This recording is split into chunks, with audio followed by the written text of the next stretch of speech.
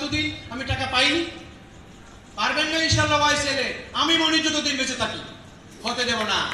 এখানে কেউ 1 টাকা দুর্নীতি করতে পারবে না এবং কারো হক 1 টাকাকে নষ্ট হতে আমি দেব না, যতক্ষণ পর্যন্ত এই মনি সাহেবের শরীরে 1 ফোঁটা বিন্দু পরিমাণ রক্ত থাকবে আমি দেব না। সে যে হোক, আমি কারো ক্ষতি হতে দেব না। এবং আজকে থেকে বলি, রাত 10টা, 11টা, 12টা, 3টা, 4টা, 5টা পর্যন্ত অনেকে আমাকে ফোন দেয়। ফোন দেওয়ার একটা সে দুটো হতে পারবে না। প্রথম কলে আমি রিং ধরি, যদি ব্যস্ত না থাকি। পাবেন না ইনশাল্লাহ।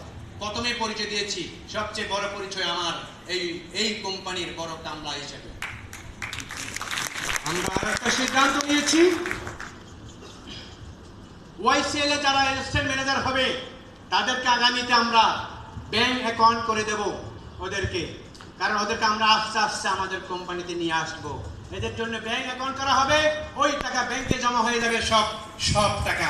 উনি যদি নিতে না চাই, ওনার মাসে 4 লাখ 5 লাখ টাকা সব আসবে, অটোমেটিক ওনার অ্যাকাউন্টে চলে যাবে এবং ওনার স্ত্রী নেক, আবার ওনার ছেলে নেক, আর উনি নেক, যেই নেক অ্যাকাউন্টে চলে যাবে। আমার এই কোম্পানিতে ম্যানেজার হলে আমরা এই কোম্পানির পক্ষ থেকে অনেক সুযোগ সুবিধা রেখেছি। যেই সুবিধা হবে, বিভিন্ন প্রজেক্টের শেয়ার হোল্ডার হয়ে যাবে। আমাদের প্রজেক্ট যদি 12টা হয়, এই 12টা প্রজেক্টের শেয়ার হবে ওই ম্যানেজারদারে যারা আছে, এবং ওখান থেকে বাছাই করা হবে 100 লোককে এই প্রজেক্ট, সম্পূর্ণ প্রজেক্টের শেয়ার হোল্ডার বানানো হবে। আজীবন ওই 100 লোক এই কোম্পানিকে পরিচালনা করবে। কথাকে বুঝতে পেরেছি? এবং আরেকটা হলো যে ম্যানেজার হওয়ার পর থেকে আমরা বীমার আওতায় ওনাদেরকে নিয়ে আসব। ম্যানেজার হওয়ার সাথে সাথে ওনাদেরকে আমরা ইন্স্যুরেন্স করে দেব কোম্পানির পক্ষ থেকে, যেন ওনার যদি কোনো সমস্যা হয়, ওনার পরিবারের জন্য এখান থেকে টাকা পায়, সেই ব্যবস্থা আমরা রেখেছি ইনশাআল্লাহ।